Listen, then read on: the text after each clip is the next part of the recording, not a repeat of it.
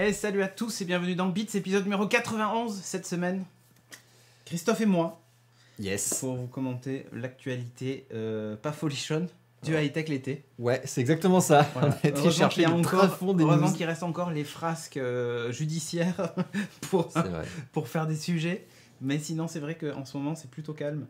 Salut NeoGeek. Salut Za Elwood. Za Elwood, qui est son premier... sa première live dans ce Salut stream. Mamdia. Salut. Bon, Lidrix aussi. Si vous êtes Prime, on le dira jamais assez. D'entrée de jeu là. D'entrée de jeu, ouais. Bah oui, parce que le mois de juillet, figure-toi qu'on a une petite baisse des subs. Voilà, et il faut savoir que Twitch représente quand même dans l'association une assez grosse part du gâteau. Donc voilà, du coup je le dis, si vous êtes Twitch Prime, n'hésitez pas à sub à la chaîne gratuitement, puisque c'est compris dans votre Prime. Vous cliquez sur vous abonner en haut gratuitement. Et puis voilà, ça nous aide beaucoup. Salut les champions du monde, salut Batix. Ouais. Spider 360 F1, salut à toi. Salut Trinita aussi. Enfin voilà, bref. Plein de monde. C'était cool. Le petit message en début de stream. Sur ce, on a quelques sujets. Ouais. Faut dire ce qui est. Alors attends, je vais changer de caméra parce que je suis toujours sur la scène d'intro, tu sais. Et il va se passer un truc très chiant. Ouais. C'est que quand on va vouloir finir, je vais appuyer sur intro et ça ne marchera pas. Ah merde. Et oui. Donc bon. Voilà. Salut Nico Poppy, oui la chatroom est là. Il y a du monde, c'est cool. Florent Collinet est là aussi, tout le monde est là, tout va bien. Du coup, pas mal de sujets. On va revenir sur des sujets dont on a parlé la semaine dernière, mais Christophe ne les a pas traités. Donc on les refait. Non, il y en a que deux. Un dont on a parlé dont j'ai parlé dans Things jeudi dernier. On va revenir sur Magic Leap, les lunettes de réalité augmentée. Et on va parler aussi du robot pot de fleurs, dont on a parlé vendredi avec Charlie dans What the Fox. Donc voilà. Salut Jérôme, ça va? Il n'y a pas de Jérôme. Où vois-tu un Jérôme? Non, je crois qu'il fait exprès. Ah, d'accord. Déconne. Salut Batix. Salut Android Windows. Bon, enfin bref. Voilà. Du coup, on va commencer tout de suite avec justement... Magic Leap, que j'ai titré Magic Deception Leap. Donc oui, vous en avez parlé. Ils ont révélé ça la semaine dernière, donc effectivement après le Beats de la semaine précédente. Oui. Donc c'est leur premier casque, hein, rappelons-le, c'était le Magic Leap One. Donc ils ont révélé le Creator Edition, qui est celui-là. C'est beau. Wow. Ah, c'est pas mal, ça change un petit peu quand même. Germain s'appelle Jérôme. C'est pour ça. Ils se parlaient entre eux. Ok, salut les gars. Les LED sont en PLS derrière vous. Ah, mais oui. Et tu vois, le temps que j'ai l'incruste. Voilà, et derrière il faut appuyer sur l'autre. Voilà. Celle-là elle est manuelle. On continue de parler. Hop. Enfin bref, du coup oui, magnifique casque. Honnêtement en termes de hardware c'est pas vilain quoi. Non, le design est propre. Quand tu compares à une Oculus, ou un HoloLens. Alors ils ont lancé donc ça le Creator Edition, donc avec une expédition cet été. Il faut savoir que c'est l'équivalent de leur dev kit. Hein. Donc c'est la première version qu'ils vont commercialiser à destination d'abord des développeurs, comme d'hab. Donc effectivement ça ressemble au dev kit d'Oculus les premiers, sauf que là ils ont quand même un design un peu plus sexy pour un dev kit. Ah, ouais. Ils ont révélé quelques specs, mais alors 3 fois rien. Genre juste, vous inquiétez pas, ça tourne sur un truc connu, un Tegra X2. Voilà. C'est à peu près tout ce qu'on sait. Par contre, ils ont un petit peu rassuré les développeurs derrière, donc au niveau de la plateforme de développement, ça va être à base de Linux, 64 bits, voilà, qu'ils ont appelé Lumine, comme la lumière, tu vois. Wow. Ils auront les API graphiques Vulkan. Merci. Supportant les API graphiques Vulkan, qui sont les API de développement autour de la plateforme Linux sur OpenGL. Voilà, donc ça va supporter OpenGL ES3 et OpenGL 4.5. Ça veut dire plein de bonnes choses, notamment que ça va supporter les moteurs Unreal Engine et Unity. Ouais. Donc normalement, ça va être assez facile pour les développeurs pour s'y intéresser, développer des choses dessus. Après, au niveau de ce qu'ils ont démontré avec, donc c'était un stream, ils ont fait ça en stream depuis chez eux. Un live, ouais voilà. Donc on n'a pas trop pu vraiment voir précisément ce qu'il y avait dedans. Il y a eu quelques démos, il y a eu 2 démos je crois. Merci Dodi pour le Twitch Prime. Ouais, mais voilà, il faut vous rappeler, franchement, il faut toujours vous rappeler les choses. Non, donc... c'est la première fois. Ah, d'accord. On dit OpenGL, Christophe. Oui. J'ai dit quoi? OpenGL. Non, mais c'est son pseudo. Bravo. Donc, ils ont fait une démo de Dodge, qui est un jeu où il faut éviter des rochers qui sont jetés par un golem. Voilà. Ouais, qui pop. Et qui ça pop, ça jette, voilà. Donc, en fait, ça sert surtout à démontrer l'aspect reconnaissance de mouvement, et notamment de la main. Donc ça détecte le pinch et l'attrapage, le pinch, hein, et l'attrapage d'objets. Donc ça détecte que la main elle est à une distance et qu'elle attrape des objets situés dans la scène, puisqu'il y a une scène virtuelle superposée à la réalité, puisque c'est de la réalité augmentée ou mixée, comme vous voulez. Ça dépend si c'est Microsoft, c'est mixé, si les autres, c'est augmenté. Ouais, voilà. Et donc ils ont démontré pourtant, ça répond à la définition de Microsoft qui disait dans la réalité augmentée, on superpose des infos mais qui prennent pas en compte l'environnement. Lol. La mixed reality, c'est on prend en compte l'environnement, machin et tout ça. Et, voilà. Et la VR, c'est je vois plus je vois plus ce qu'il y a autour de moi, voilà. Je suis dans un autre monde. Dans un autre monde, c'est ça. Ils sont plus sur le mixed reality, ouais. Chez eux, ça ressemble beaucoup à des HoloLens, une alternative à HoloLens en fait. Ouais. Surtout par rapport à l'intégration de la main en fait dans les mouvements, puisque c'est les seuls à proposer ça. Le pinch, on le connaît d'ailleurs avec HoloLens, c'était le truc qui va apparaître le menu. Voilà, le clic avec le doigt en l'air. Donc ils n'ont pas réinventé grand chose. Bon, la gestuelle, enfin c'est bien que la gestuelle soit unifiée. Voilà. En plus. La gestuelle, les codifications de la gestuelle sont les mêmes en fait que ce qu'on peut trouver. Donc c'est pas mal. Après, il y avait quelques bugs au niveau de l'intégration entre la main, entre le réel et le virtuel. Donc la main était pas toujours correspondait pas vraiment à l'objet que tu voulais attraper derrière, donc ça marchait pas hyper bien. Et a priori, ça casse énormément l'immersion en fait. Cette sensation d'immersion dans le fait que ta main t'attrape un objet, là non, t'étais pas pile en face, ça répondait pas pile poil. Donc bon, ouais. Donc c'est pas de le dire. Voilà. Donc c'est pas gagné. Et ils ont encore beaucoup à prouver, même si pour l'instant, voilà, c'est le casque une fois porté. Alors il y a une photo entière où il y a le mec avec les manettes et tout ça, mais bon, c'est pas. Voilà. Aucune date de prix. Il ressemble à comment il s'appelle j'ai oublié le nom maintenant du coup. Tu sais, le mec dans. Quand tu vois le truc un peu en entier, ça, dans Avengers, là, tu sais, avec ses ailes. Merde. Le faucon. Le faucon.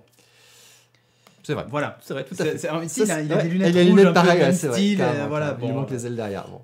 Bon, pas de date de prix, pas de date ni de prix. Rien du tout. Ouais. Voilà, il y a une fourchette, les gens se sont amusés à estimer ça, puisque c'est un dev kit, et compte tenu des perfs, autour des 1500, entre 1500 et 3000 euros. Ce qui n'est pas déconnant par rapport au premier casque de réalité virtuelle qu'on a vu en prix dans DevKit et par rapport à l'HoloLens. Par contre, en termes d'usage, ça va clairement pas venir remplacer vos casques de VR à la maison, ça va rester vraiment, je pense, dans le domaine de la concurrence avec HoloLens, c'est tout.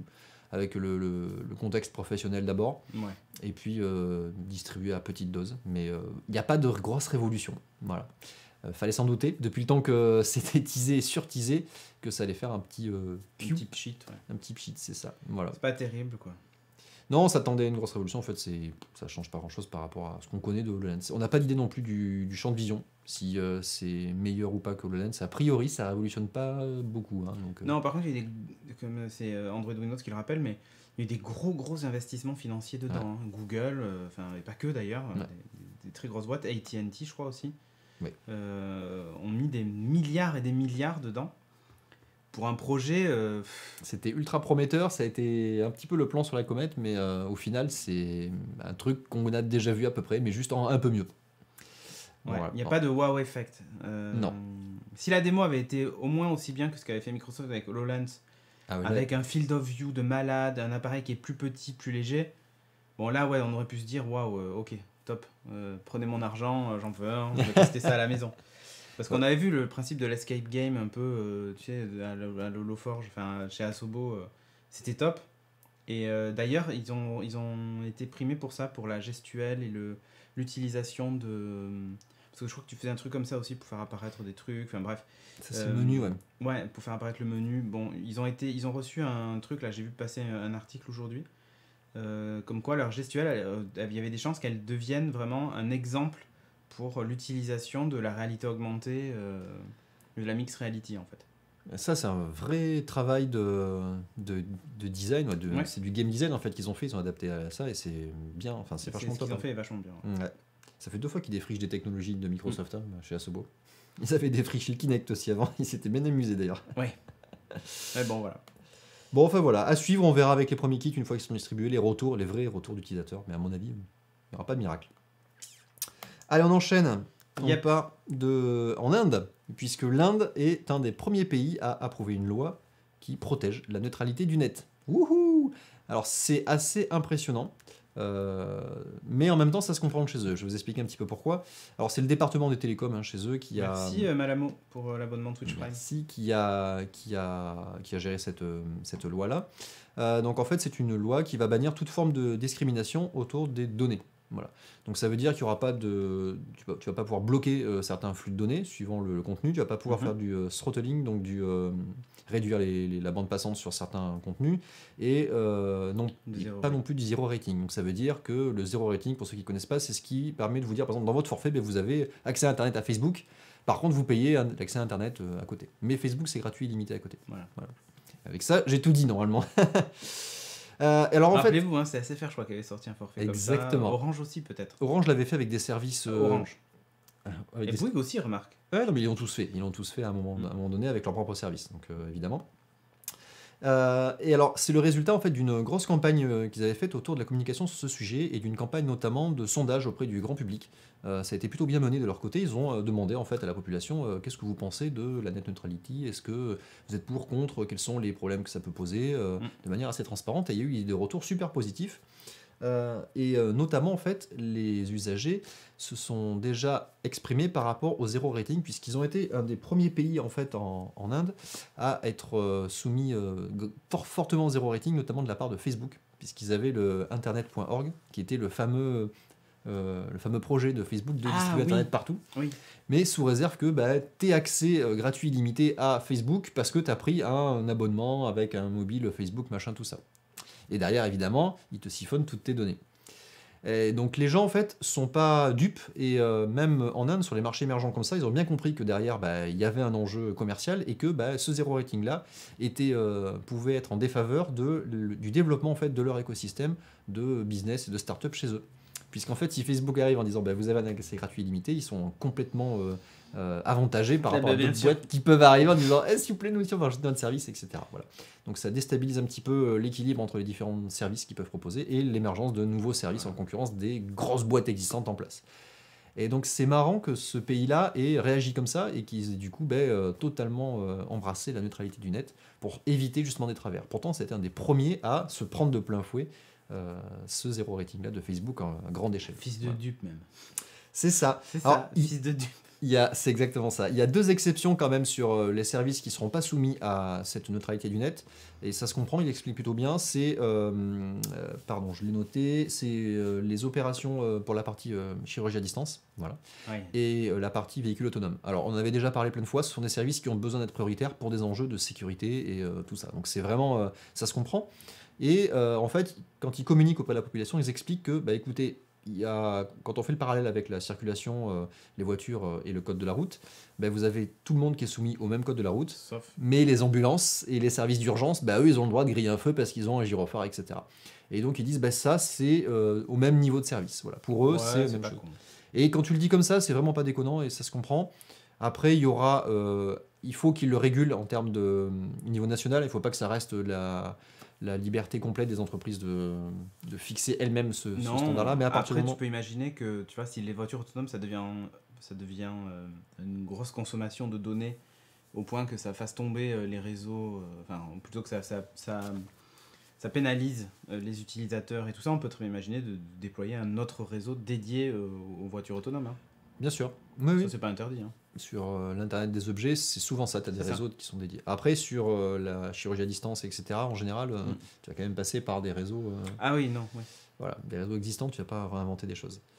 Donc voilà, c'est plutôt positif. Moi, je trouve que c'est assez intéressant. Et puis, tu mets ça en parallèle avec ce qui se passe aux États-Unis et tu montres qu'il y a vraiment... c'est vraiment le grand écart. Pas du tout, c'est complètement l'inverse. Et ça me donne encore espoir, comme quoi la neutralité du net n'est pas totalement encore perdue. Et on peut encore trouver des pays qui la soutiennent et c'est plutôt bien. Complètement. Voilà. Bravo. Bon.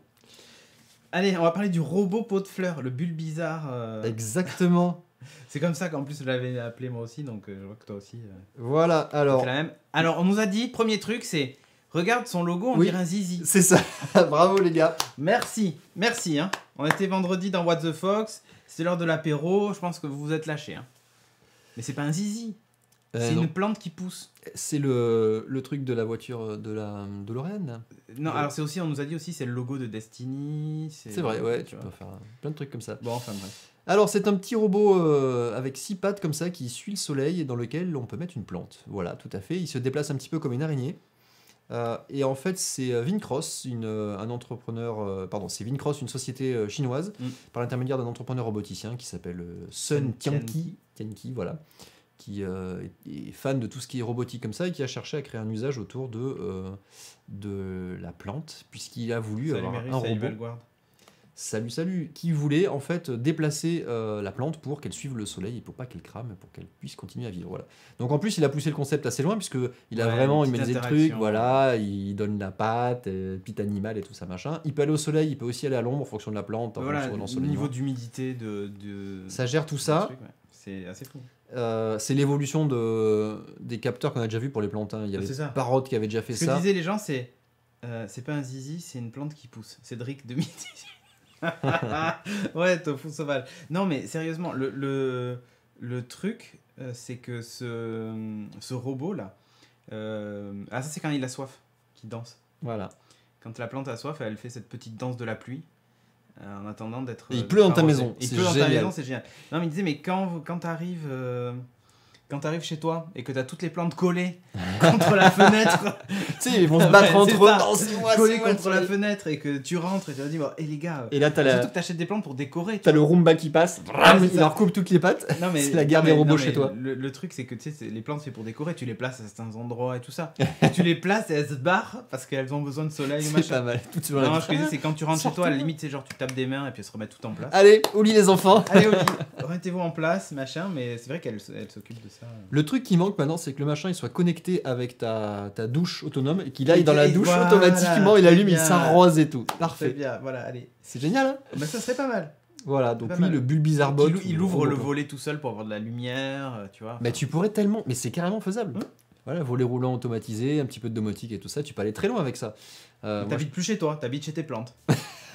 Non, après, il y avait un côté, ce que je disais, c'est qu'il y avait un peu un côté poétique dans la démarche qui était de permettre aux plantes, en gros, de se déplacer, même si elles sont assistées là par un robot, mais Ouais, de se déplacer pour subvenir un peu à leurs besoins. c'est vrai. Et le fait que voilà, ce soit, qu'avec leurs racines, forcément, elles ne se déplacent pas. Voilà, elles ont cette capacité on leur donne cette capacité à se déplacer comme n'importe quel autre être vivant.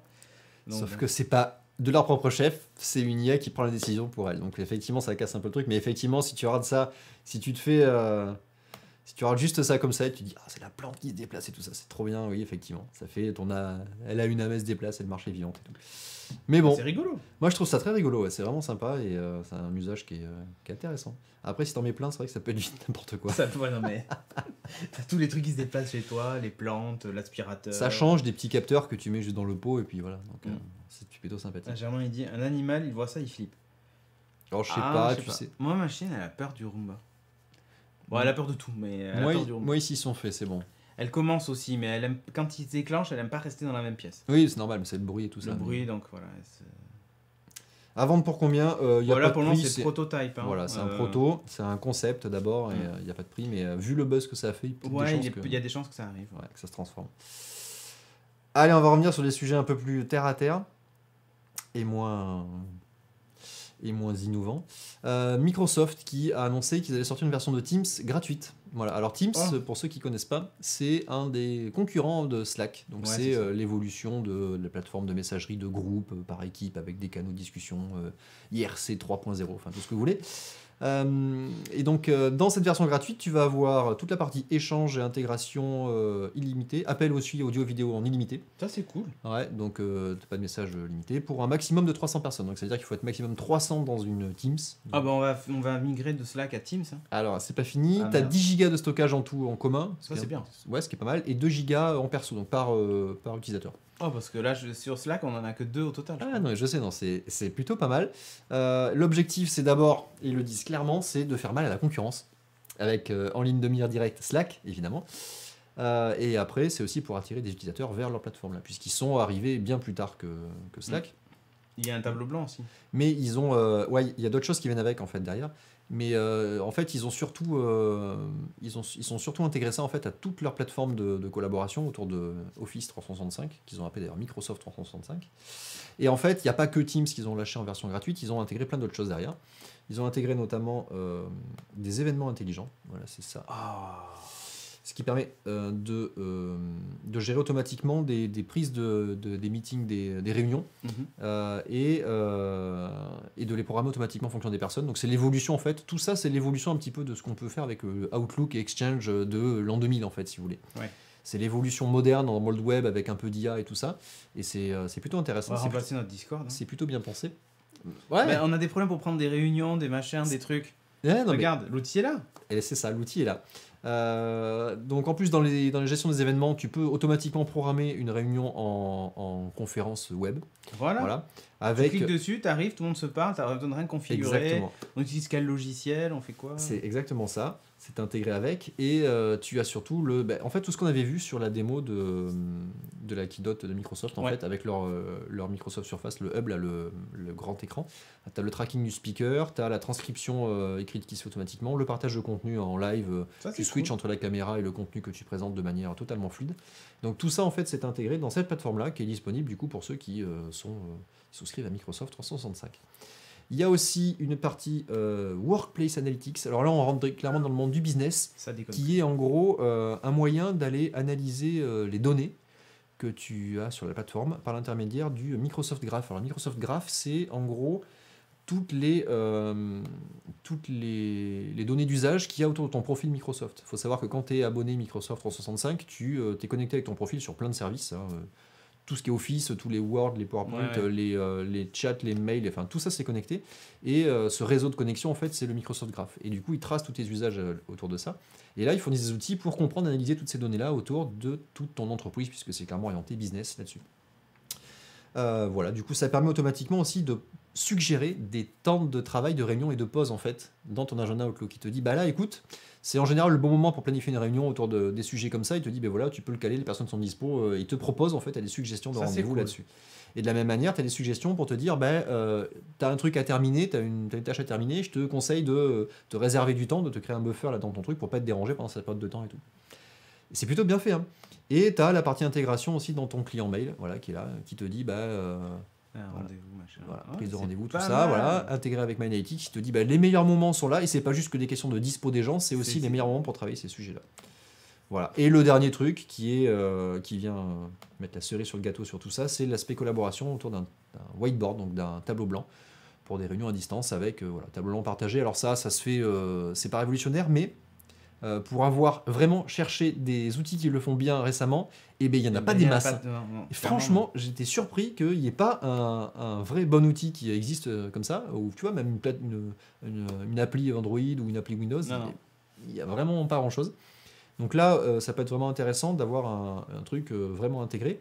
Alors ça, c'est dispo de manière autonome. Hein. C'est Microsoft Whiteboard, ça va être dispo sur Windows 10, iOS bientôt, et en preview par le web, voilà, sur notre navigateur. Pas mal. Ça, c'est cool, et pour des réunions à distance, ça va m'intéresser, je vais tester le truc. Voilà. Il y a Android Windows qui demande on peut passer des appels dans Teams. On peut passer des appels dans Teams, ouais, tout à fait, audio et vidéo. Dans Slack aussi, mais Slack, c'est limité à l'audio, et c'est en one-to-one uniquement. Ouais. Dans Teams, tu peux faire audio et vidéo maintenant en illimité. Et ça, c'est vraiment, vraiment bien. Et là, je peux te dire que d'un point de vue business, je sais que là où je bosse, c'est un vrai truc qui risque de changer la donne. C'est qu'on est sur Slack, mais là, toutes les limitations qu'on a sur Slack, qu'on n'a pas envie de passer en payant, elles y sont pas sur Teams. C'est bien ça. Donc là, ils vont vraiment faire mal à Slack. Bon, justement, on va parler de Google. Hein? Allez. Google qui menace de rendre Android payant. Ah mais bravo! La menace fantôme. Je m'en vais.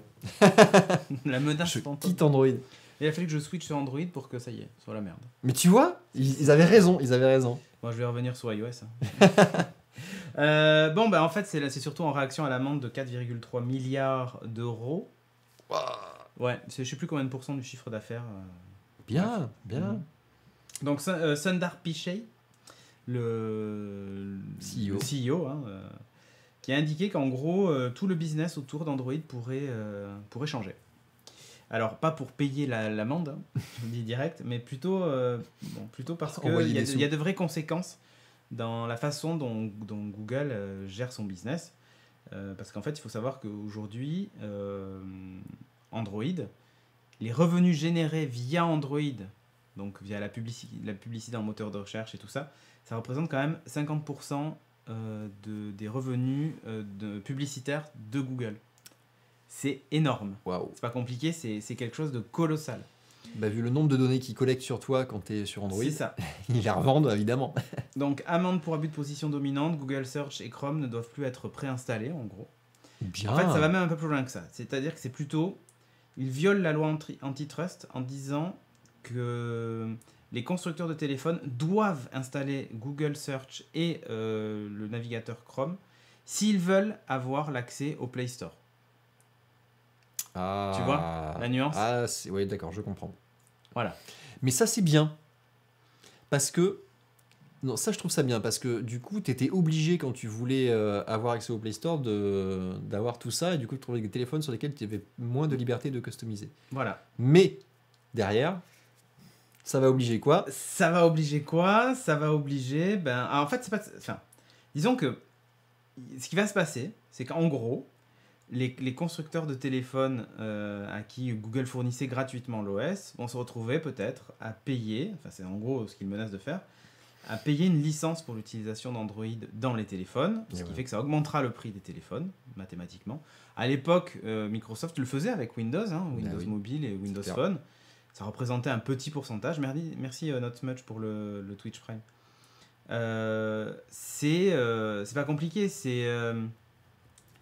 c'est une façon d'appréhender le problème et de contrer le problème. Ouais. Autre chose aussi, et c'est surtout ça qu'a à craindre Google, c'est surtout que ça va complètement inverser le rapport de force. Bah oui, tu m'étonnes. C'est-à-dire que jusqu'à présent, en plus Google poussait vers l'intégration d'Android pur, avec Android One, avec machin et tout ça. En gros, laissez-nous gérer tout ce qui est dedans, vous contentez-vous de faire du hardware, parce que nous, le soft, on le fait, et puis c'est avec ça qu'on gagne de la thune. Là maintenant, Samsung va débarquer, va dire non, moi le navigateur ça va être le mien, et puis comme j'ai un accord avec Microsoft, on va utiliser Bing comme moteur de recherche, et je toucherai de la thune parce que Microsoft va me payer pour ça. Alors que jusqu'à présent, Google me reversait 0, me disait juste vous pouvez utiliser Android gratuitement. Tu vois le gros changement? Ah bah, c'est clair. Bah, évidemment, surtout Samsung, c'est un très bon exemple, c'est les premiers. Ils l'ont déjà fait. Ils l'ont déjà fait sur le S9, je crois qu'ils avaient mis ça va être les premiers à faire ça. Donc c'est une vraie menace pour l'écosystème Android pur en tout cas, puisque Google va se retrouver avec uniquement ses pixels sur lesquels il pourra faire cette opération d'installer le moteur de recherche, machin et tout, parce que c'est son matériel, mais il ne pourra plus imposer aux autres constructeurs qui vendent de l'Android d'avoir la search bar, d'avoir tout ce genre de trucs. Ça change tout quand même, hein. Ça change tout. Après, ils peuvent très bien l'intégrer et proposer, comme il y a eu... en fait, c'est la même chose que ce qu'il y avait eu sur Windows à une époque où Microsoft avait été tapé sur les doigts. On lui avait tapé sur les doigts pareil pour l'intégration de Internet Explorer à l'époque. Oui.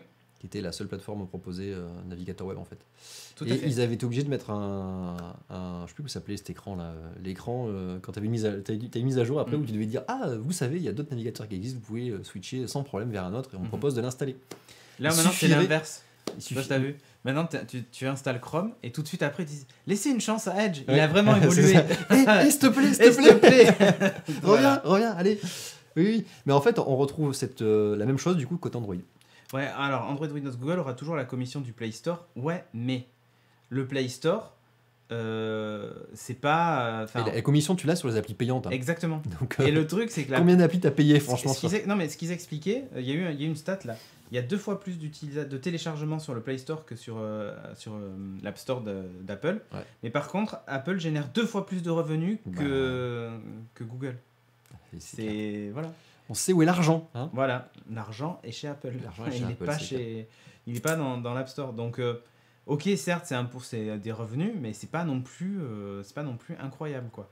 La pub chez Google, c'est le revenu principal. Donc, en gros, leur couper en fait cette manne qu'ils avaient automatiquement, puisque Google Search était là par défaut. Chrome était le navigateur préinstallé. Et d'ailleurs, si vous regardez chez Samsung, hein, vous avez Chrome et vous avez aussi le navigateur internet de Samsung. Ils mettent le leur aussi. Sauf que pour pouvoir avoir le Play Store, ils sont obligés d'avoir Chrome. Donc il y a aussi Chrome. Vous avez un mix des deux. Ouais, après, oui, c'est vrai. Après, il faut savoir que sur Android Open Source, donc le projet Android Open Source, il y a un navigateur qui arrive, qui n'est pas Chrome. Qui n'est pas Chrome. Ouais, même il n'y a pas le store non plus. Les Google Services n'y sont pas. Tu es obligé de les ajouter. Ils n'y sont pas, tout à fait. Non, mais quand tu regardes des ROM comme Paranoid Android ou ce genre de trucs, quand tu les installais, si tu voulais le store et tout ça, tu avais un package spécifique à installer, tout ça, machin. Mais les Google Apps, tout à fait. Ouais, les Google Apps. Donc là, en gros, l'Union européenne dit bah non, stop, ça c'est interdit de mettre comme condition d'installation du Play Store l'installation de Chrome et l'installation des Google Search App. Ça, voilà, ils ont dit ça, c'était pas recevable. Voilà. Ce qu'ils vont faire, du coup, ils vont faire une seule app qui va s'appeler Google Apps, qui va contenir le Store, Chrome et... Non, je sais pas. En fait, en plus, le pire, c'est que l'UE a dit, mais par contre, si vous voulez une solution, vous vous démerdez à la trouver. Nous, on vous donne aucune piste, vous vous débrouillez. On te tape dessus et tu te démerdes. Voilà ce que tu violes comme loi. Donc maintenant, tu payes. Wow. Et si tu veux corriger le problème, c'est ton problème. Putain, ça va être chaud. On va voir ce qu'ils vont faire. Mais... Voilà. Salut Guillaume Guidou. Alors, est-ce que les Progressive Web Apps vont faire disparaître les apps classiques et que les stores vont disparaître par ailleurs? Alors, non, franchement, non. Je pense que les Progressive Web Apps vont traiter un cas d'usage particulier qui est tous les applis dédiés pour des sites web, voilà. Tous ces trucs-là vont être traités comme ça. Après, les grosses applis avec les jeux et tout ça, ce sera impossible de tout faire en Progressive Web Apps, je pense pas. Dans un premier temps. Valguard, est-ce qu'ils vont payer? Mais ça, c'est une bonne question parce qu'ils peuvent faire encore appel. Donc ils vont faire appel de la décision sans doute. Et ensuite, il va falloir venir avec des arguments, mais ils ont une armée d'avocats, donc... Ça va traîner encore un peu. Ouais, voilà. Mais à mon avis, ils vont quand même payer. Ou alors il y aura un accord. Ils vont devoir payer ou ils vont trouver un accord. Et ça va être un truc très politique, du genre... là d'ailleurs, en ce moment, il y a... Ah oui, voilà, Valguard, ils vont mettre de l'argent sur un compte bloqué, comme l'ancienne amende de 2 milliards. Mais c'est ça. Il faut savoir un truc, c'est que... Là, en fait, Google est en train de tirer un câble entre les États-Unis et la France pour améliorer l'accès à ses services, tout ça, machin. Il dit en gros, plutôt que de payer à je sais pas moi, une entreprise qui ferait ça, tout ça, on va le faire nous-mêmes. Donc ils ont développé leur propre techno. Il y a un article sur Frandroid qui est assez passionnant. Et plutôt que se mettre en groupe avec d'autres aussi, surtout. Voilà, c'est ça. C'est pas là, juste je loue un câble d'autre ou je me mets avec d'autres pour passer un câble, c'est je fais le mien tout seul. Vous voyez le genre d'accord qui peuvent débarquer, c'est du genre, écoutez, dans l'intérêt public, on autorise l'accès via le câble à d'autres services que les nôtres. Ça nous a coûté beaucoup d'argent de l'installer, vous comprenez? Donc vous allez nous réduire l'amende, par exemple. Il peut y avoir tout un tas de choses comme ça, où on va investir dans les startups chez vous, donner beaucoup d'argent, ouvrir des centres de recherche en Europe pour employer des gens chez vous. C'est ce qui se passe pour l'IA. Voilà. La TVA et le fait que tout est facturé en Irlande et que du coup derrière ça s'est négocié avec l'ouverture de centres de recherche autour de l'IA et d'embauche derrière machin, c'est clairement tout ça. C'est du business derrière tout ça. Exactement. Ouais, Valguard, c'est assez rageant. Je suis quasiment sûr en plus qu'ils le savaient déjà quand ils ont fait tout ça. Bien sûr. Surtout connaissant ce qui s'est passé pour Microsoft. Et là, en fait, en faisant ça, ce qu'ils espèrent, c'est que tous les fabricants d'appareils fassent pression aussi. C'est-à-dire du genre, attendez, vous vous rendez pas compte, si demain ça devient payant, merci pour le Twitch Prime. Ouais, mais c'est ça, vous vous rendez pas compte. Les Xiaomi, machin, pas cher, il y aura le prix de la licence dedans. Donc pareil, ça va être 20 € de plus. Et c'est le consommateur à la fin qui tu vois. Voilà, comme tu dis. Bon, enfin, c'était la menace fantôme, du soir. On va parler d'un autre film, puisque on parlait Et comment ça se passe du coup pour Apple Parce que sur iOS, avec Safari, où tu n'as même pas le choix d'installer un navigateur qui utilise autre chose que le moteur de Safari. Sauf qu'en fait, ils gagnent pas d'argent avec. Et ils autorisent l'installation de notre truc. La publicité dans Safari, ils touchent pas d'argent dessus. Non. Là, en fait, c'est surtout le fait que... C'est par l'aspect commercial business. Ouais. C'est, en gros, vous gagnez de l'argent en bloquant un système. Mais franchement... Et là, en fait, chez Apple, par exemple, pour Safari, eux disent, nous, en plus, vous pouvez choisir le moteur de recherche dans le navigateur. Ouais, mais pas le navigateur. Non, mais tu peux choisir le moteur de recherche, et donc la pub qui s'affiche dedans, elle dépend pas de nous. Et même pire que ça, Apple a mis par défaut un adblock dans son truc. Donc du coup, il autorise même les adblocks et tout ça. Donc il n'y a pas de... Ça devient de plus en plus dur la publicité. Ils gagnent pas d'argent avec le navigateur et tout ça. Donc, et puis il n'y a qu'un seul constructeur. Donc dans les faits, tu vois, là il y a aussi le fait que je pense qu'il doit y avoir peut-être quelques constructeurs aussi derrière la plainte de l'UE. Je verrais bien Samsung, voilà, l'ombre de Samsung, du lobby Samsung. Ils nous font chier chez Google. Voilà, c'est ça. Ça, ils n'ont pas le droit de faire ça, hein, vous vous rendez compte Donc c'est surtout ça, parce qu'avec Chrome, ils ne gagnent pas d'argent. Google, que les choses soient claires. C'est surtout la Search App. Ouais, c'est le business principal de Google. Enfin, mais ils gagnent pas d'argent avec Chrome, si ils en gagnent, parce que quand tu tapes n'importe quoi dans la barre de recherche, c'est Google, le résultat Google qui tombe, et donc la publicité Google qui s'affiche. Donc ils gagnent de l'argent indirectement, mais ils en gagnent. C'est indirect, c'est vrai. Apple, ça va être autre chose. Eux, c'est l'optimisation fiscale, tout ce que tu veux, mais ils gagnent pas de thunes avec ça, et ils t'obligent pas. T'as tout à fait raison. Si demain Apple faisait un moteur de recherche et l'imposait, ouais. Ouais, non, mais vu comme... Non. Là où ça pourrait devenir chiant... Ils sont pas bons là-dessus, Apple. Non, mais là où ça pourrait devenir chiant, c'est quand l'UE va s'intéresser aux logiciels de type Maps ou Plan. Parce que il y a des contenus sponsorisés aussi dedans. Oui, bien sûr. Là, d'ailleurs, je comprends pas... remarque, il n'est pas, pas préinstallé, Maps.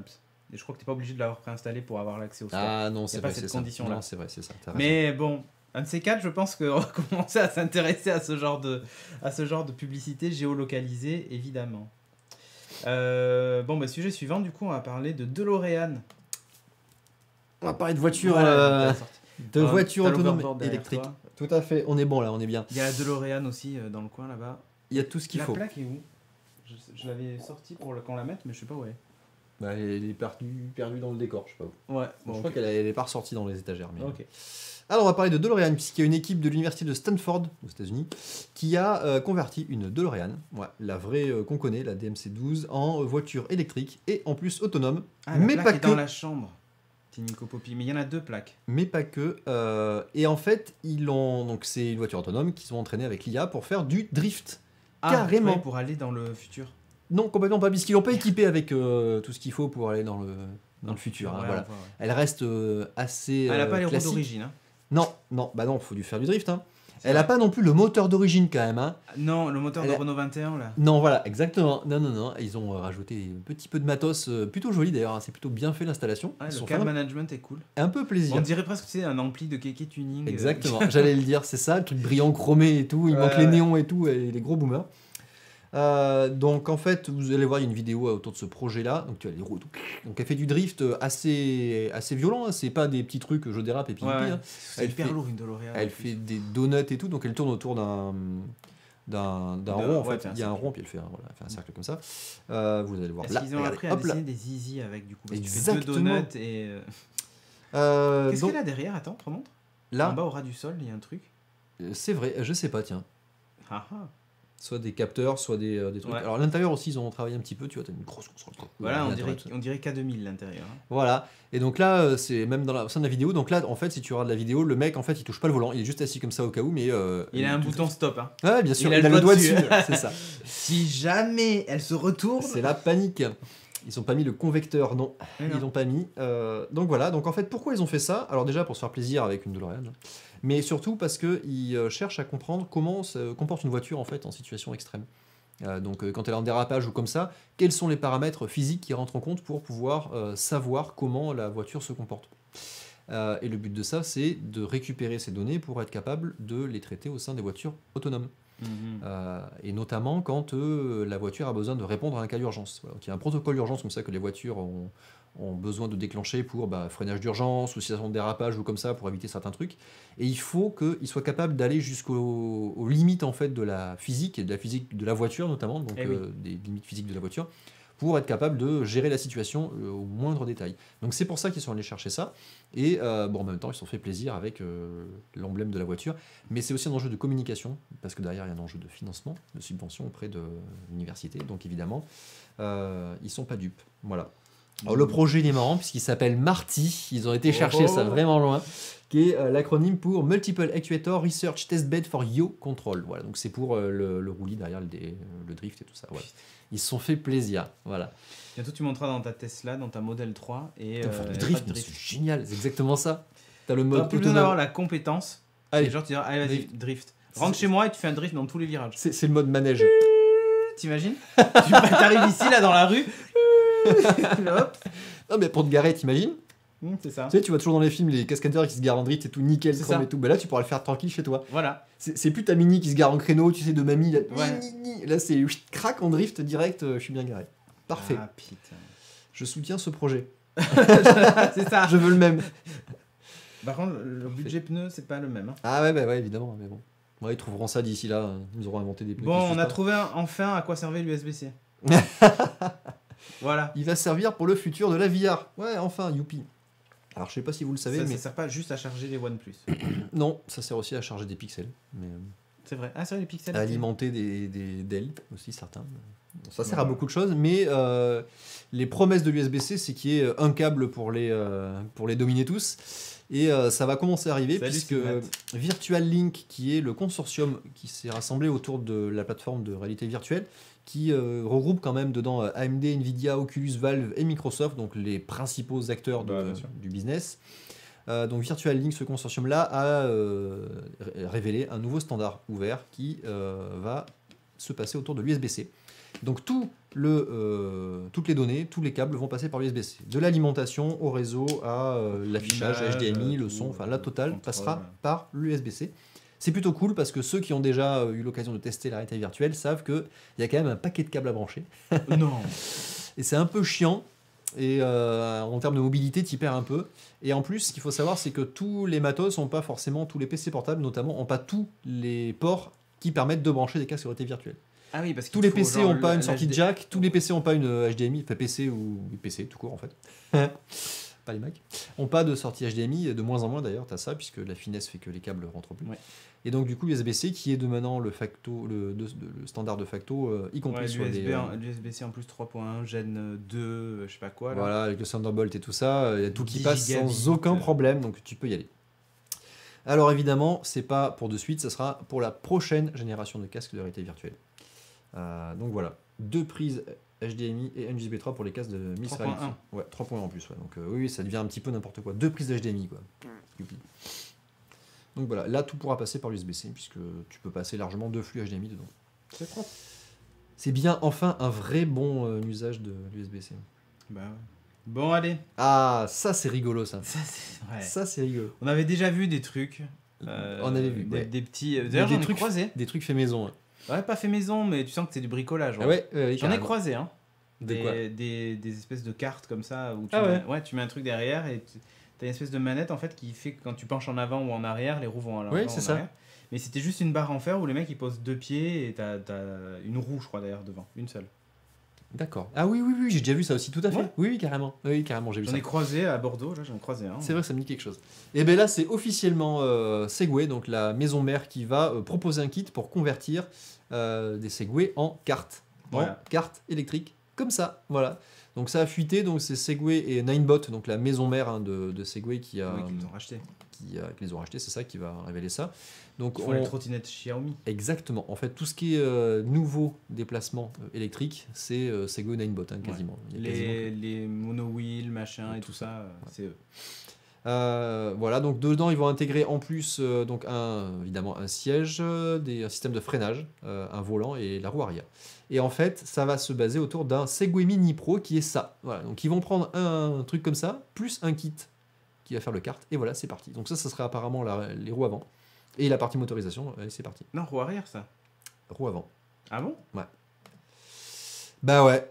C'est ce que. Alors après, c'est une rumeur, là, ça n'a pas encore été officialisé, mais l'annonce serait faite d'ici la fin du mois de juillet, donc bientôt, là, dans quelques semaines.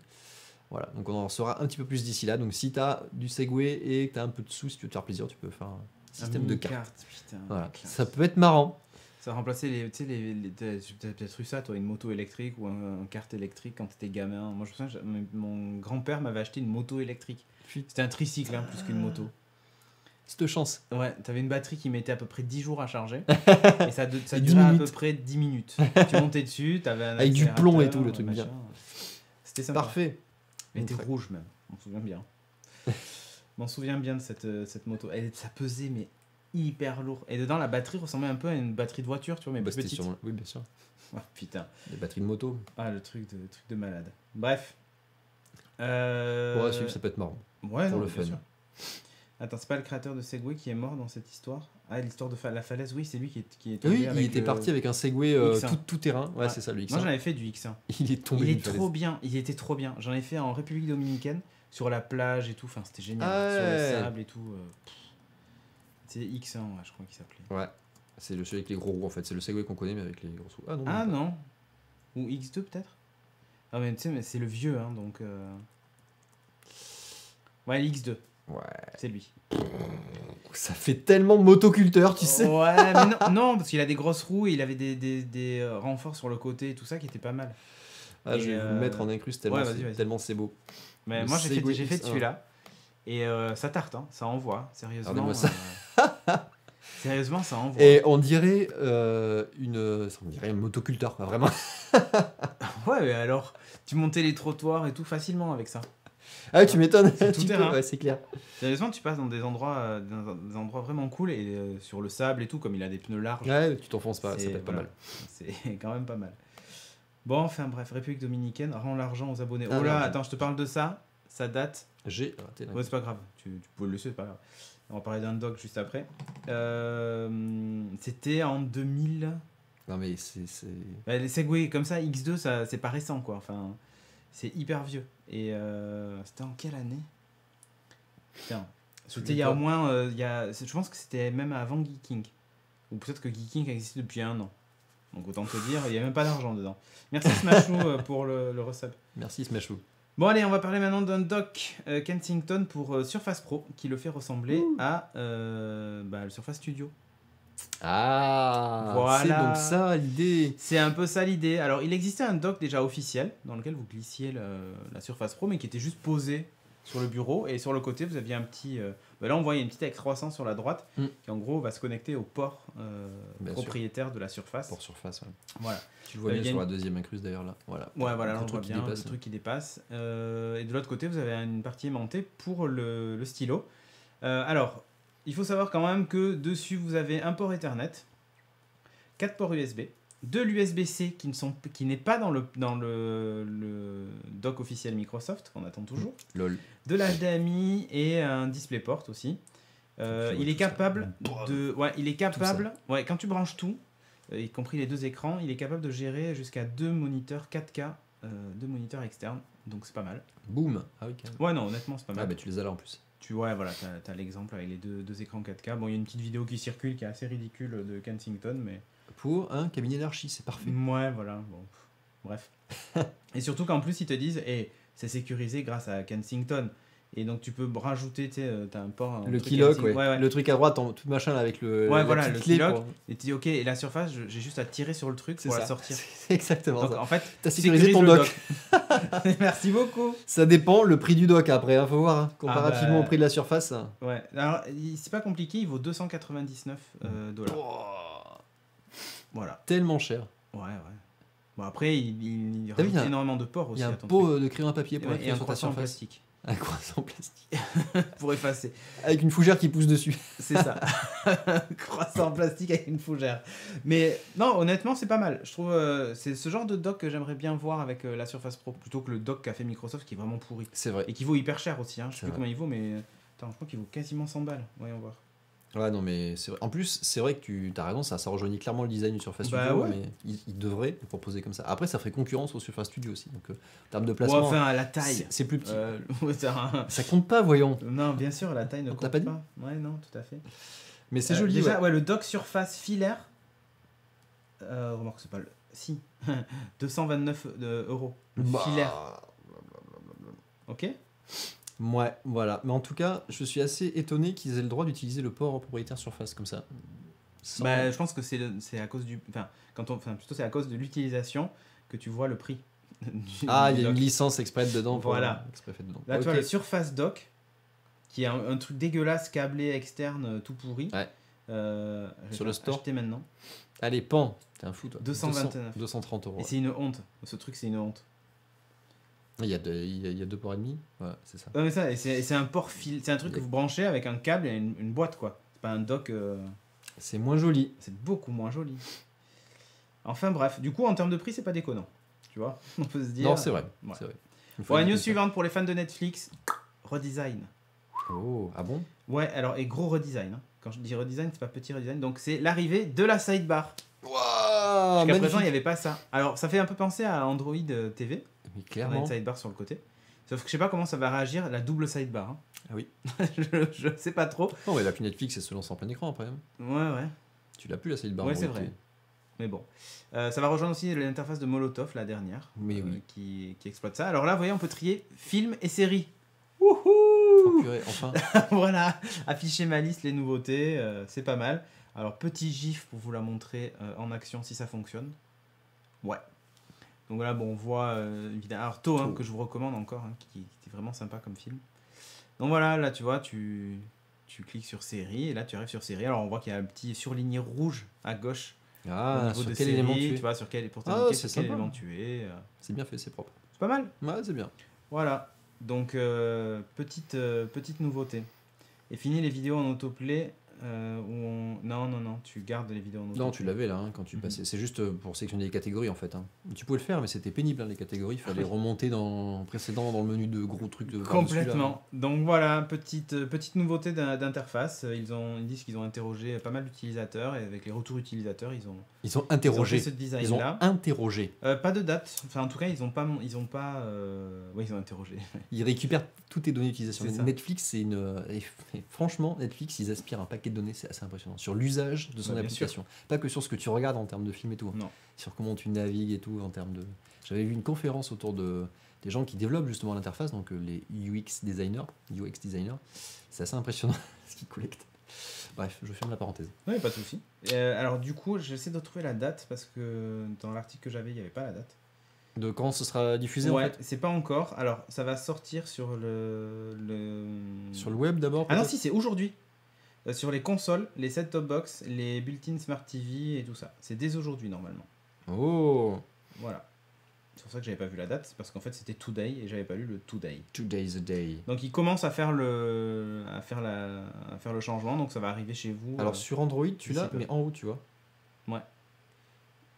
C'était pas comme ça avant. Mais voilà. Donc tu vois, ça y est. T'as la sélection en haut. Ah, par contre, t'as pas le PLS total du Wi-Fi. Donc tu l'as déjà. Bon, c'est pas grave. Ouais, l'appli déjà Android a changé. Oui, je l'ai mise à jour aujourd'hui. Eh ouais.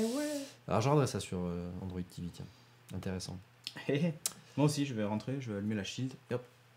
Je vais Tu mettre l'as une Google petite Assistant, série. toi? J'ai pas essayé. Ah, mais je l'ai pas encore. Moi, ma manette par contre, c'est vidée instantanément. Mais moi aussi, avec la dernière mise à jour. Ah ouais, mais parce qu'en fait, c'est le micro always on sur la manette pour le d'accord moteur de recherche. Ah, mais pourtant je l'ai pas. Donc en fait, d'accord. Donc la mise à jour a Et activé voilà. le micro, mais ils ont pas encore Mais ils ont activé pas logiciellement le truc. Voilà. C'est moche. Ah oui, par contre, oui, ma batterie. Ah ouais, mais et j'ai laisse tomber. changé il y a pas longtemps en plus. Hein. Ah non, bah là, laisse tomber. C'est une catastrophe. J'aimerais bien désactiver le truc ouvert. Moi, j'ai un Google Home Mini, donc je m'en branle Bah oui. complet. Alors, Bah avec les téléphones, enfin franchement, ouais. Moi ça j'aimerais bien passe au tester, mais design. après. Ça, faut oublier qu'ils ont mis tout Twilight dans leur catalogue. Allez, c'est parti. Ah, ça, c'est pas mal, Yellowbee. La manette est déchargée depuis 6 mois. Oui, la manette, oui, là on parlait de la télécommande aussi. Même. Ah, la télécommande, elle est pas always on. Faudra toujours utiliser le. Ah, moi c'est ma télécommande qui s'est vidée. Ah non, moi, c'est la manette. La manette, elle était déchargée depuis déjà très longtemps. Faut la recharger de temps en temps, sinon elle redémarrera pas. Ouais, ça va. Allez, je crois qu'elle a raté 2 mises à jour déjà. Donc, Oh putain. La dernière fois que j'avais allumé, c'était pour tester l'émulation dessus. Et Et t'as mis 15 jours à faire les mises à jour déjà. ouais, j'ai surtout mis 15 jours. Bon, on va parler fibre un optique. truc. Allez, déconnons pas. Pénurie de fibre optique. Et oui. Alors, comment c'est sorti cette histoire-là? Alors, en fait, ça fait très longtemps qu'on entend parler. Fibre optique pour le déploiement de la fibre à la maison. Hein, c'est vraiment ça, le FTTH. Alors, il y a une lettre de l'AVICA. Alors, l'AVICA, c'est une association qui regroupe en fait des collectivités autour du numérique. Donc, les collectivités, les mairies, les communes, tout ça, qui doivent déployer en fait de la fibre pour relier les habitations. Parce qu'il y a un plan, je vous le rappelle, France très haut débit, où les collectivités doivent déployer la fibre, sinon bah, elles n'ont pas de subvention, elles n'ont pas tout ça. Ouais. Voilà. Donc cette association elle est très impliquée dans le déploiement de la fibre et en fait elle a rappelé dans une lettre comme ça ouverte à tout le monde que pensez bien à respecter les recommandations officielles des fibres à déployer. Et pourquoi ils ont dit ça? Parce qu'en fait, il y a plusieurs catégories de fibres que vous pouvez déployer, suivant les conditions et suivant ce que vous déployez. Et comme il y a une pénurie sur une des catégories, les gens s'empressent de switcher sur une autre catégorie, mais il y a des problèmes derrière. Alors pourquoi? Il y a je vous le rappelle, 2 types de fibres. Alors, il y a, je vous donne les codes pour faire style, j'ai bossé ma news, vous allez voir. Le G757A2, qui est dédié pour la partie habitation. Et alors, pourquoi celle-là, elle est différente? Parce qu'en fait, elle est plus flexible et en fait, elle gère des angles plus abrupts. Donc, en fait, elle peut prendre des virages un peu plus violents sans avoir de perte de débit. Donc, tu peux faire du raccordement dans la maison, passer un peu partout sans trop de difficultés. Et tu as une autre qui est la G652D qui est, elle, parfaite pour des très longs trajets. Et en général, on s'en sert pour relier des villes entre elles. Donc là, tu vas en ligne droite, tu bombardes et tu relis des villes directement comme ça. Donc des grandes agglomérations, voilà. Et en fait, la première de ces 2 fibres, elle est en pénurie complète. Et en fait, pourquoi? Parce que tous les acteurs en fait autour de ça ont mal anticipé le déploiement. Voilà. Et donc l'agence du numérique, qui est celle qui promeut en fait le plan France très haut débit derrière, donc poussé par le gouvernement, a dit bah écoutez, si vous manque la première, utilisez la deuxième, YOLO, allez-y. Mais ce qu'ils n'ont pas dit derrière, c'est qu'il y a un gros problème, c'est que d'une part, ça ne fait pas partie des plans de subvention, et même pire que ça, c'est-à-dire que si tu ne respectes pas les recommandations faites pour le raccordement, les collectivités peuvent être attaquées au niveau juridique. C'est la double peine derrière. Non, c'est un truc de malade. Donc en fait, il y a des communes qui ont commencé à déployer la mauvaise fibre. Alors, pas forcément par choix, mais parce que les gens qui les raccordent leur ont dit on n'a plus de celle-là, on vous met ça à la place. Sans problème. Mais derrière, c'est dangereux pour eux, puisqu'elles peuvent perdre des subventions, et derrière, ça peut devenir très très très très très cher, parce que le raccordement de la fibre, ça coûte cher. Oh non, putain. Ah ouais, donc c'est pas rien. Et donc cette pénurie, oui, Valguard, oui, voilà, toi, ça te touche pas. D'ailleurs, j'ai une bobine de fibre chez moi, il faudrait que je leur vende. En plus, c'est de la bonne. C'est la bonne. Putain, je vais la vendre, mais ça va prendre de la Ils te valeur. l'ont laissé Ben non. Quand ils ont fait le raccord? Non, c'est chez mon voisin. En fait, ils l'ont raccordé. Donc c'est des câbliers, donc les gens qui raccordent, c'est des sous-traitants, ils avaient une bobine de fibre comme ça. Et c'est cette référence-là d'ailleurs, maintenant j'y pense. Et ils l'ont oublié en partant sur le chantier. Et, et moi je suis rentré le soir, j'ai débauché, j'ai vu la bobine sur le trottoir, j'ai fait je l'ai rentré dans le garage. Et d'abord, mais tout à fait honnêtement, en me disant je vais les recontacter, donc j'ai vu avec mon voisin, j'aurais dit mais vas-y, les gens qui t'ont raccordé à rappeler tout ça, mais en fait il n'a pas le contact direct des ouvriers, il a le contact de son fournisseur d'accès, en fait c'était un Orange je crois, non par Free, il est passé par Free. Tu parles, ils s'en foutent royalement de récupérer ça. Donc j'ai une bobine de fibre chez moi qui me sert à rien, mais tu sais les bobines de chantier, truc pas mal. Ah ouais. Bref voilà. Et putain. ça vaut cher. Alors pourquoi il y a une pénurie de ces fibres-là? Parce qu'en fait, il faut entre 1 an et 18 mois en fait, actuellement pour qu'une commande soit honorée auprès des fournisseurs de ces bobines de fibre. Ouais. Et en fait, c'est parce qu'en fait, tous les acteurs de la chaîne de fabrication de la fibre ont mal anticipé la demande. Donc les collectivités en fait ont mis du temps à réagir par rapport à ça. Il y a eu beaucoup d'annonces aussi. Alors il faut savoir que ça part vraiment du début jusqu'à la fin de la chaîne. C'est-à-dire qu'il y a eu beaucoup d'annonces du gouvernement en disant oui, on va y aller, on va faire la fibre, on va faire la fibre, on va faire la fibre, on va déployer tout ça partout, on va pousser ça pour le faire. Et beaucoup d'effets d'annonce, il n'y a pas eu beaucoup d'actions et de plans d'action qui ont été mis en place. Et là, récemment, tout le gouvernement et les collectivités poussent à fond, parce que maintenant, il y a un plan, il faut le respecter, et il y a un agenda avec des dates, et on se rend compte qu'on est un peu à la bourre. Et donc, en fait, tous les acteurs poussent jusqu'à arriver aux gens qui déploient la fibre, donc les installateurs, les câbliers, et surtout les gens qui la produisent. Et en fait, personne n'a anticipé ça. Et en plus, l'anticipation, ça coûte très cher, parce que à acheter, ça coûte cher, ces bobines de fibre. Et en plus, à produire, ça coûte extrêmement cher. Est-ce qu'on peut les échanger contre des vaccins contre la grippe? Parce qu'en fait, on en a stocké plein. Alors, il y a une grosse demande de fibre au niveau mondial. Ouais, je vais en parler après derrière aussi sur l'échelle au niveau mondial. Il n'y a pas beaucoup de gens, il n'y a pas beaucoup de grands producteurs de fibres, fabricants. Et en plus, c'est une catégorie particulière parce que là, c'est du préformé. Donc, c'est pas juste des brins de fibres, c'est des câbles avec toute l'enveloppe et plusieurs brins de fibres dedans. Donc, c'est des câbles un peu particuliers. Et ça coûte très très très cher à faire. Et notamment, si les constructeurs veulent déployer de nouvelles... T'es riche, mais tu le sais pas, t'as du bitcoin dans les mains. C'est ça, de nouvelles chaînes de fabrication. Ils estiment à peu près 10 ans pour amortir une ligne de fabrication d'un câble préformé comme ça. Donc c'est pas de mal à veille, voilà. Mais il y a une demande mondiale effectivement qui explose. Mais là sur eBay. Et la France, je vais essayer, on verra. La France est en fait très faible consommateur de la fibre. Hein. La France représente 3% du marché de la consommation de fibre au niveau mondial. La Chine, 55%, malade, et les États-Unis, 30%. C'est donc, pas étonnant. Autant te dire que voilà.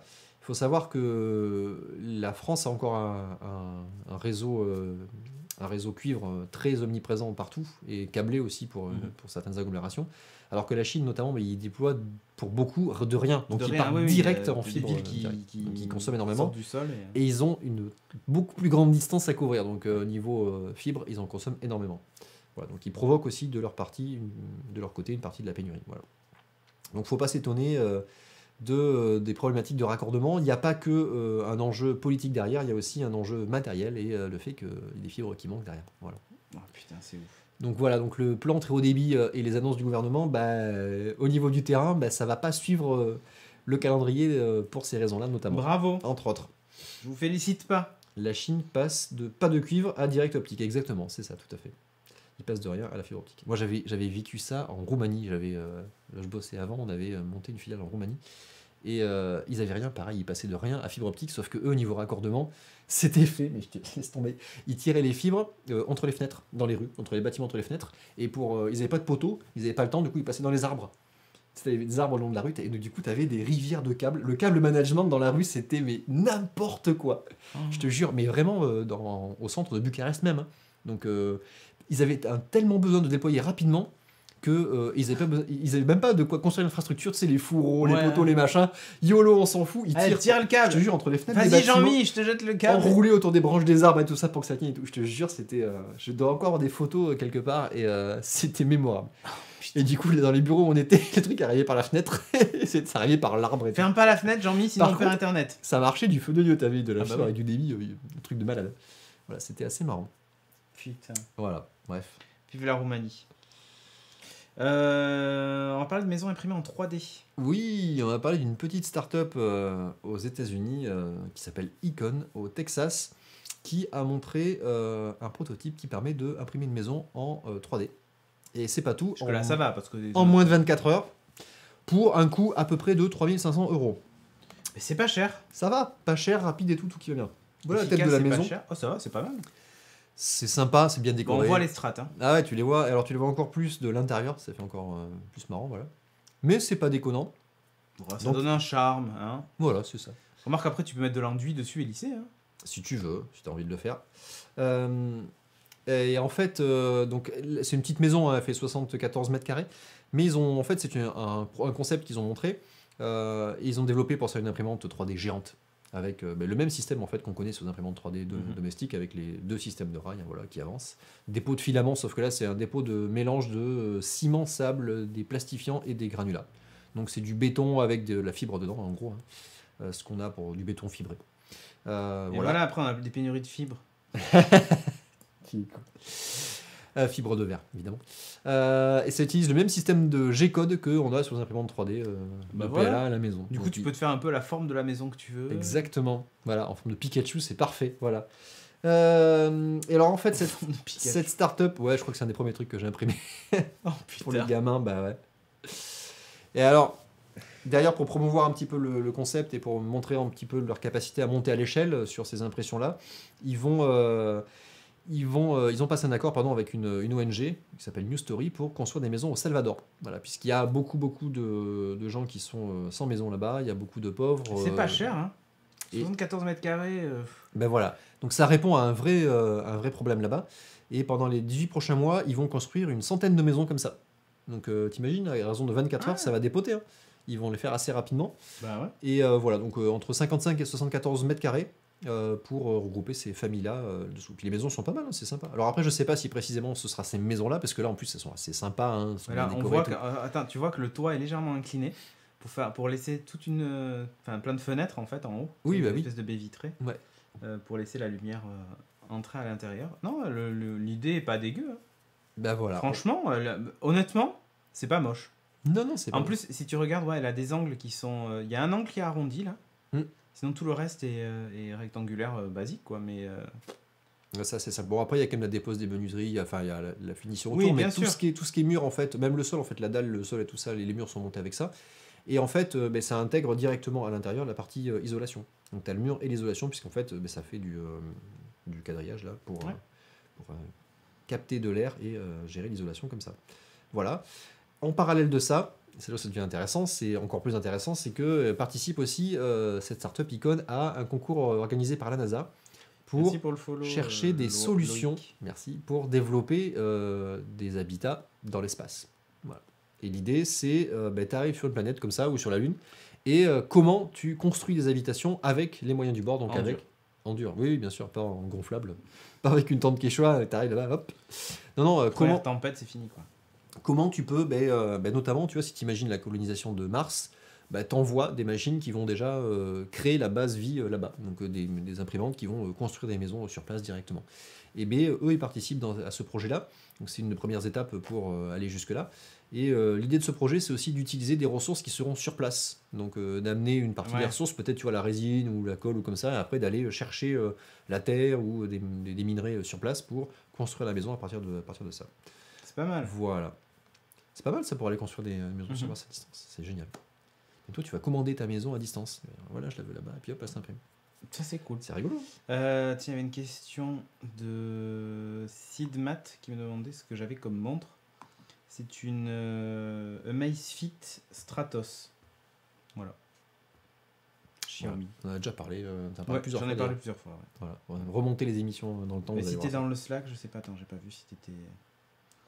Sinon, je crois que j'en avais parlé aussi dedans, mais ouais, et que j'adore, honnêtement. Que tu recommandes toujours. Que je recommande toujours, avec une autonomie incroyable et des fonctionnalités vraiment cool. Il me manque un truc et elle sera parfaite. C'est celui de certaines activités sportives qui ne sont pas dedans. Ah ouais, ça te manque par rapport à l'Apple Watch. Par rapport à l'Apple Watch, ça manque un peu. Mais sinon, et puis là, elle a été mise à jour maintenant, elle supporte pas mal de langues, toujours pas le français, mais ça va pas tarder.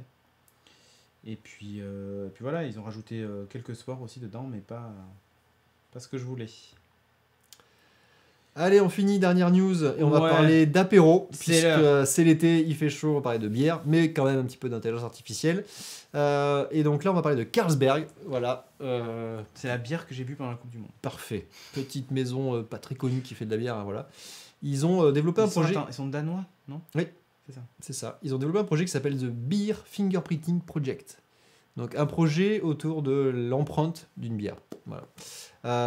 Et donc ils ont développé ça en partenariat avec Microsoft pour la partie cloud, intelligence artificielle et tout ça. La plateforme derrière surtout.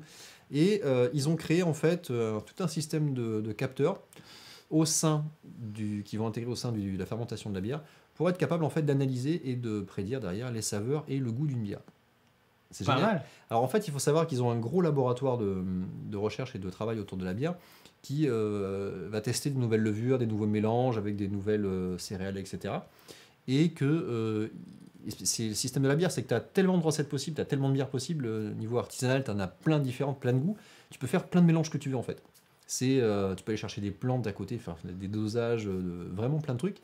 Et tu as plein de goûts qui sont pas encore créés. Et eux, ils essayent pas mal de goûts comme ça. Sauf que s'ils veulent être capables de monter encore plus à l'échelle, d'aller chercher plus de goûts différents et de prédire un petit peu ce qu'ils vont pouvoir avoir en résultat à la fin de la fermentation, c'est pas mal. Et B, ils vont vouloir automatiser ça. Ouais. Et pour ça, ils vont vouloir chercher à travailler sur des plus petits échantillons.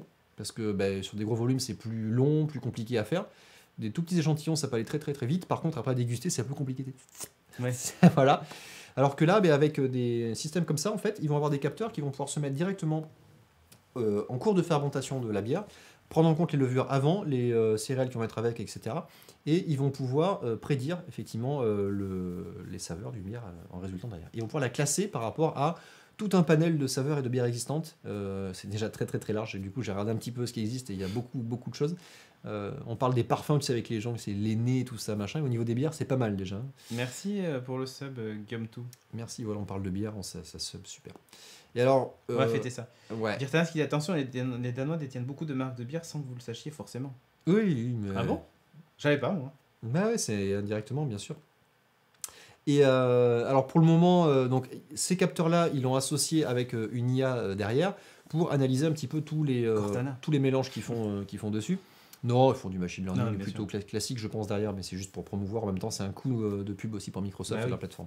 Voilà, les deux se font plaisir. C'est un coup de pub. Un coup de pub. Joli, bien joué, bien joué. Ça serait bien qu'ils viennent à Microsoft Experience l'année prochaine, qu'ils sponsorisent un petit peu l'événement lors de la keynote et tout ça. Alors des Carlsberg, on travaille avec Microsoft et tout.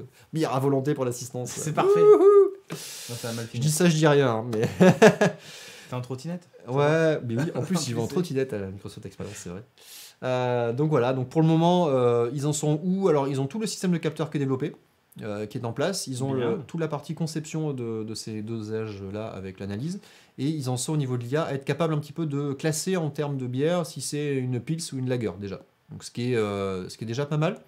mais ils en sont encore très loin dans le degré de finesse de détecter les saveurs et les arômes dans le détail pour prévoir tout ça, mais ça va évoluer. Moi, je trouve ça Merci super, Yalubi qui vient de suivre la chaîne. intéressant. Et c'est un cas d'usage de l'IA. Vous savez, on fait beaucoup de promotion de l'IA autour de trucs assez rigolos, etc. Mais là, c'est un cas d'usage dans le domaine industriel, vraiment, qui est vraiment intéressant, je trouve. Ah mais non, Voilà. complètement. Un bon domaine d'application. Après, on a vu aussi les robots qui font des pizzas, les robots qui font des burgers. Oui. Oh, l'assistant, le cook. Mais les trucs qui font, si tu veux, pour tout ce qui est machinal, évidemment, c'est ça. Moi, ça me choque pas. C'est l'industrie, c'est l'évolution de l'industrie robotique actuelle. Mais là, c'est autre chose. Alors, Invoxia va faire un nez artificiel, Android Windows. Ouais. Bah ouais. Bon, on arrive à la fin. Tout à fait. Sur Twitter. Hop, c'est là. Hop. En plus, j'en profite. Je change le plan. Donc sur Twitter, vous nous retrouvez donc @Cédric Bonnet, donc c'est moi, et @ChrisKamikas, c'est lui. Donc n'hésitez pas à vous abonner. Faites-vous plaisir, c'est ouvert. Ouais, c'est ouvert, c'est gratuit, tout ça. Je crois que j'ai même mes DM ouverts, moi. Donc vous pouvez même me parler en DM. Donc n'hésitez pas. Sinon, vous pouvez aussi vous abonner au compte Twitter de Studio Renegade. Voilà. @STDRenegade. C'est celui-là. Si vous voulez un peu savoir ce qui se passe sur la chaîne, tenir au courant des actualités et tout ça. C'est le compte Instagram, tout ça aussi. Sinon, studiorenegade.fr pour l'agenda, si vous voulez savoir un peu ce qui se passe. Juste après nous, d'ailleurs, on a Charlie, qui va faire du Quake Champions à partir de 22h. Donc là, vous avez un petit temps pour aller vous faire à manger si vous voulez, puis vous revenez le voir tout à l'heure. Qu'est-ce qu'on a d'autre? Demain, moi, je vais animer Things à midi. On va parler d'Internet des objets, d'objets connectés et tout ça. J'ai quelques news. Voilà. Un invité ou pas Non, normalement, j'ai pas d'invité cette fois. On verra si Nelliger est dans l'assistance ou pas et qu'il veut participer. Mais sinon, je me lance seul. Et sinon, vous pouvez aussi soutenir la chienne, comme dirait Christophe. Et même notre président, hein, puisque ça a été tweeté tout à l'heure. C'est ça. Tipeee.com/STDRenegade, c'est aussi un des moyens de nous soutenir. C'est ce qui nous permet de payer le studio. Sinon, Twitch Prime, hein, ça vous savez comment ça marche. Ouais. Si vous avez un Twitch Prime et que vous voulez nous soutenir, c'est important pour nous. Donc, ça fait plaisir. Ouais, ça fait plaisir, mais surtout ça nous permet d'avancer, de continuer à faire des choses. On a l'IRL de prévu à la fin du mois d'août et c'est pas gagné. On a des soucis pour la salle, donc autant vous dire que c'est pas gagné. Là, on vient d'avoir un devis à 700 €, donc c'est pas rien. Voilà, donc on essaie d'y arriver, hein. Voilà où on en est aujourd'hui, en tout cas pour des petites nouvelles de l'IRL. Sur ce donc, merci de nous avoir suivis. Rendez-vous la semaine prochaine. Tu seras là la semaine prochaine ou pas? Non, je suis parti en vacances là. Je suis tout seul du coup. Bon, on verra. Peut-être que j'en ferai un tout seul, ça m'est déjà arrivé d'en faire un tout seul, donc beat solo. Je serai peut-être tout seul la semaine prochaine pour le faire, ou peut-être qu'on le fera pas, on verra. On avisera. Et puis voilà. Décaler l'IRL, ça m'arrange. Ouais, ça arrange pas tout le monde. Ah ouais, après, il y a plein de gens qui ont prévu des choses aussi. Hein. Ouais. Donc on verra. Peut-être que la semaine prochaine, il n'y aura pas Beats, mais il y aura autre chose à la place. On verra. Solo Beats, nous dit Smashou. Ouais. C'est ça. Allez, sur ce, donc, des bisous à vous. Et puis, à très vite. Ciao, ciao. Ciao, ciao.